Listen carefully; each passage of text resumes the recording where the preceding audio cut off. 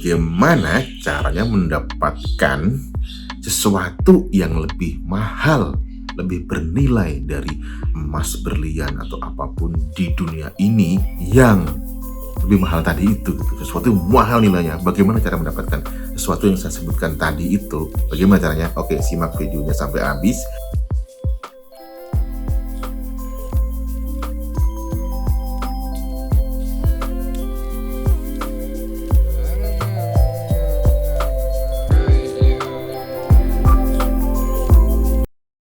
Assalamualaikum warahmatullahi wabarakatuh. Ketemu lagi dengan saya, Arifan Daru. Salam damai, salam sejahtera, salam bahagia, Om Swastiastu di channel Sinau Urip.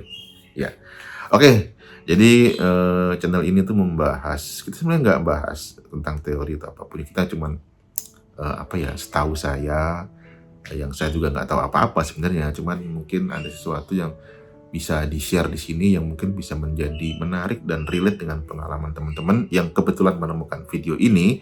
Jadi mungkin kita bisa sevibrasi gitu loh. Jadi kita mungkin terkoneksi dari pikiran-pikiran kolektif yang tiba-tiba nemu video ini sesuai algoritma. Mungkin itu yang teman-teman butuhkan. Kita butuh teman ngobrol kayak gitu ya. Oke, balik lagi ke tadi. Bagaimana cara mendapatkan sesuatu hal yang mahal tadi, lebih mahal dari emas, berlian, Bitcoin mungkin atau apapun itu. Bagaimana cara mendapatkan itu gitu? Caranya adalah tidak bisa kita dapatkan dengan cara menggunakan nafsu, itu nggak bisa. Karena apa? Kalau kita pengen mendapatkan itu, berarti kita menggunakan nafsu kita, menggunakan keinginan kita. Padahal, misalkan contoh ya, di video sebelumnya itu kan saya sebutkan, itu adalah fase di mana kita berserah diri total gitu. Untuk berserah diri total, itu kita nggak bisa mengejar itu. Karena dalam kondisi yang manusia dalam kondisi yang mungkin itu normal gitu, tercukupi, terus tercukupi lah ya, itu kadang-kadang, bukan kadang-kadang, itu tuh sulit untuk ngerasa kita menjadi nol gitu, menjadi netral, menjadi bukan apa-apa, bukan siapa-apa, bukan egonya masih ada. Nah itu tuh, biarpun tipis-tipis tuh egonya masih ada. Jadi ketika kita masih terliputi dengan ego dan nafsu, untuk mendapatkan fase atau titik berserah diri total yang mahal harganya itu sulit itu. Nah biasanya memang melewati hantaman-hantaman dulu, melewati ujian-ujian hidup dulu, itu baru bisa mendapatkan itu awalnya. Tapi kalau memang udah sering mengalami itu gitu dalam kehidupan, itu ya menjadi lebih mudah ya. Tinggal ya udahlah, tinggal apalah, nanti masuk ke situ gitu. Lalu tujuannya apa masuk ke situ gitu? Nah ini pertanyaan tujuannya apa, itu sebenarnya nggak ada tujuannya. Emang manusia itu aslinya gitu, itu state-nya atau posisinya atau kesadaran itu memang harus di situ. Kesadaran penyatuan, kesadaran kesatuan dengan Sang Maha Hidup, aslinya itu memang di situ. Jadi kalau dalam hidup itu kan ada 3 titik energi, pusat energi. Sebenarnya ada 7, tapi disimplifikasi jadi 3 aja biar fungsinya ini berpikir, mencipta, ini merasakan. Ada dorongan untuk, setelah berpikir harus ada dorongan kan. Dorongan ini untuk apa? Untuk membuat atau memproduksi atau berbuat. Nah, bawah itu kan titik pusat cakra seks atau produktivitas atau kreativitas. Setelah ada dorongan dari sini, ini dari sini, terus ini merasakan, mendorong, baru dilaksanakan, dibikin kampanye gitu ya. Yaitu bisa berupa pengetahuan, atau dengan ngomong, ini juga produktivitas. Dari sini ada dorongan, aku ngomong nah itu yang mendorong itu ya sini, terus bawah itu kayak sebagai kompornya. Nah itu tuh harus seimbang.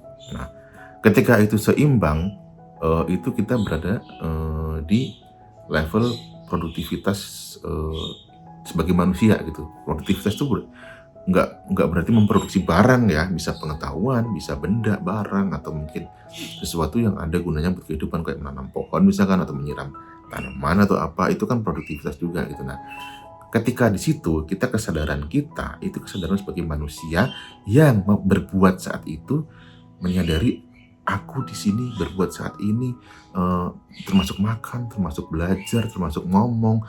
Itu kita sadar sebagai manusia, sebagai fisik ya, sebagai mesin, sebagai apa, kesadarannya di situ. Nah tapi ada kalanya manusia harus masuk ke kesadaran di sini. Jadi tadi kan 1, 2, 3. Ini di sini di atas, jadi keluar dari tubuh. Nah, ketika kita masuk di kesadaran 0 itu di sini, di atasnya sini.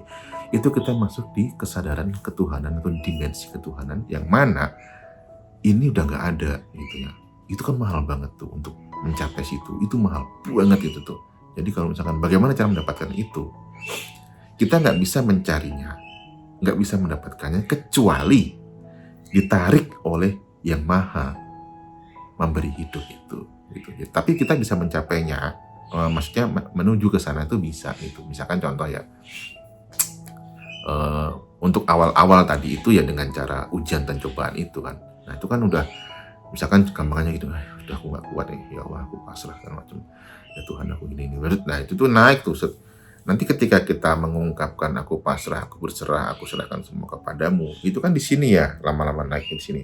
Perasaannya mulai damai, mulai luas gitu, lapang, dadanya mulai lapang, yang sempit mulai lapang, berubah menjadi kebahagiaan kan, nah menjadi plus gitu, naik lagi terus gitu. Akhirnya di sini pemahamannya naik ke sini, pemahaman oh ternyata kehidupan begini, bla bla bla segala macam, teori segala macam muncul semua di sini. Ketika itu sudah naik lagi, kosong, kok nggak ada apa-apa ya, tapi rasanya damai sekali, rasanya kayak ini entah di mana, tapi kayak nggak ada yang diamati, nggak ada bahasa, nggak ada suara, tapi rasanya itu nggak bisa tergambarkan. Jadi itu rasa yang sangat mahal, bahkan itu cuma 1 detik, 2 detik. Kalau bisa lebih dari itu berarti sangar, udah levelnya udah mungkin wali atau nabi. Karena orang yang di kesadaran itu tuh sudah gampangnya lembur dengan segalanya, ya segalanya itu ketuhanan itu sendiri itu. Nah itu manusia itu selalu ada di fase itu, di titik-titik itu tuh. Mungkin dalam sehari bisa ya minimal sekali itulah di fase-fase itu. Tapi kan itu kan butuh perjuangan ya untuk orang yang mungkin masih muda, produktivitasnya tinggi, itu tuh butuh effort untuk sana. Tapi itu juga nggak bisa dikejar dengan effort, dengan perjuangan, karena itu kayak kita tuh dilemeskan gitu loh. Setelah dilemeskan kita ditarik ke atas. Kamu harus menyadari bahwa kamu adalah bagian dariku, kampanye gitu. Makanya jangan selalu menggunakan ego. Jadi saya selalu menggunakan nafsumu itu digunakan secukupnya sebagai kesadaran menjadi mesin gitu, menjadi manusia gitu. Nah, jadi sebenarnya semua yang menggerakkan itu ya aku. Ini personifikasi dari ketuhanan ya.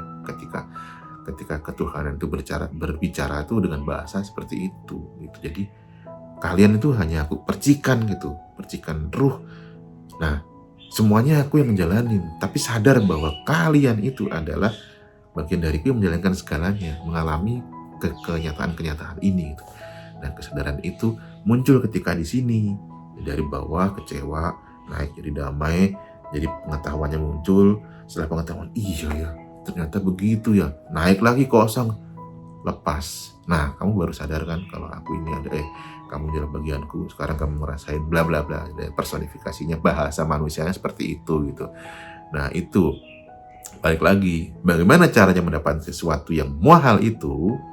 Gak ada caranya, tapi kita punya niat gitu. Niatnya bisa dilakukan. Jadi niat, misalkan kita udah mentok, udah atau capek, kita niat aku ingin kembali kepadamu misalnya gitu.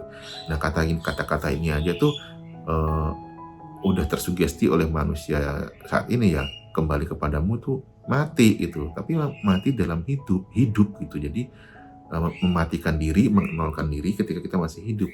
Tapi kebanyakan orang takut ya sekarang padahal kita ini kan selalu berada di dalamnya, tapi kesadarannya itu kesadaran jauh dari itu. Makanya hidupnya jadi gini-gini mulu gitu kan, jadi kayak keluar jalur gitu loh, jadi kayak roller coaster gitu. Tapi ketika kita selalu dekat berada di kesadaran itu, minimal di sinilah ya, pemahaman di sini dulu minimal itu kita selalu berada di koridor atau jalan, gampangannya itu sebutannya siratal mustaqim gitu ya, jalan yang luas dan lurus gitu.